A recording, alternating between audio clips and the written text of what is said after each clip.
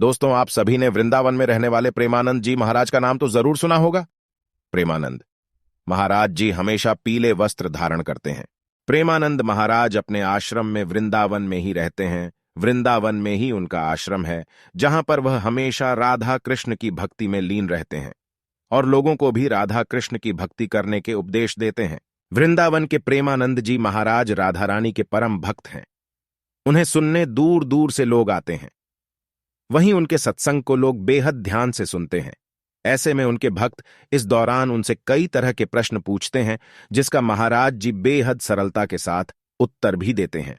एक भक्त ने उनसे पूछा, भगवान है, इसका क्या प्रमाण है? भगवान है इसका प्रमाण मांगने पर भक्त को जवाब देते हुए प्रेमानंद जी महाराज ने कहा कि पिता के होने का प्रमाण कौन दे सकता है?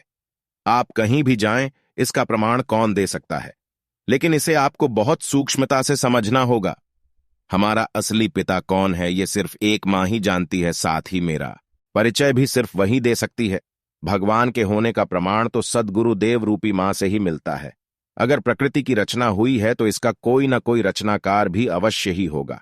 पुत्र है तो उसका पिता भी होगा। साथ ही अगर तुम्हें फिर भी इसका प्रमाण चाहिए तो तुम्हें साधना करनी होगी। इस बात को किसी तर्क से नहीं बल्कि साधना से ही समझा जा सकता है। अधर्मी आचरण का त्याग करो, पवित्र रहो। इससे तुम्हारे मन में ये प्रश्न नहीं बल्कि इसका समाधान अपने आप आ जाएगा।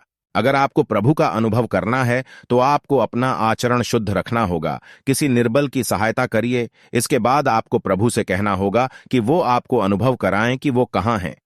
ये बुद्धि से नहीं समझा जा सकता।